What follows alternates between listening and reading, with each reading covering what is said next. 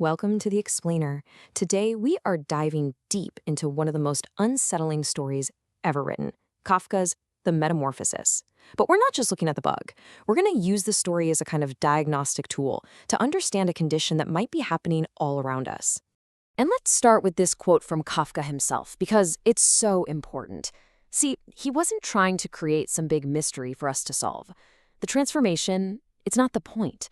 It's a tool to strip away all the excuses, forcing everyone, the characters and us, to face a reality that was already there. So, first things first, we've got to reframe how we think about the main event. Gregor turning into an insect isn't the start of the tragedy. It's just the moment the tragedy finally became visible to everyone. This is really the key question, isn't it? The story isn't about why he changed. It's about what happens after. What does this horrifying new body actually reveal about the invisible cage he was already trapped in? You know, a lot of people read this as some kind of mythic curse, right? A weird symbolic punishment for some unknown sin. But scholars argue it's something way more chilling and way more realistic. It's a diagnosis of modern alienation. This isn't about one man being punished. It's about what happens when you're just a cog in a machine. I mean, think about it. The first thing Gregor worries about when he wakes up as a giant insect, it isn't, oh my God, I'm a monster. It's, how am I going to get to the office? That says everything. His humanity was already so secondary to his job that his new body was just making it official. The bug just made the inside reality the outside reality. And that leads us right to the invisible chains that were holding Gregor down long before he had a shell and antennae. Understanding these chains, these obligations and duties, is the key to the whole story. Way before the change, Gregor had basically stopped living for himself.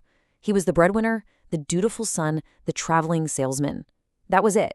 His identity had been so totally taken over by his job that there really wasn't much of a Gregor left. He wasn't a person. He was a function. And as Kafka himself said, this isn't really a story about losing freedom. It's about someone who never even had a chance to learn what freedom felt like in the first place. His bedroom door became a literal prison, sure, but he was trapped long before that. I mean, his whole life was just a checklist of obligations to other people. Paying off his parents' debt, making sure his sister had a future, keeping the whole family afloat. As one scholar puts it, his job was basically guilt institutionalized. The system ran on making him feel guilty if he ever stopped working for everyone else. So, how exactly do you erase a person? Kafka shows us it's not one big dramatic moment. No, it's a slow, quiet process, a series of small, almost reasonable steps that make someone just disappear. And here it is, the anatomy of erasure.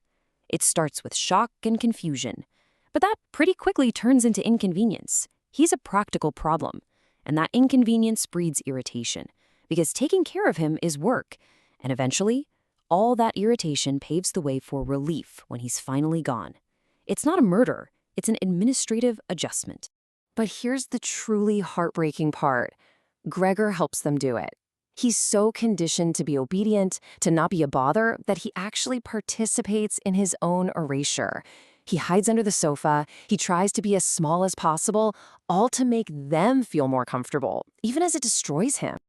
And this brings us to the real weapon in this story. It's a quiet, efficient force that destroys Gregor way more completely than any act of violence ever could. Gregor isn't destroyed by hatred. He's not destroyed by cruelty. He's destroyed by something much more common and much more efficient. Indifference. It's that moment when you just stop caring, when a person stops mattering. And this is the core of it.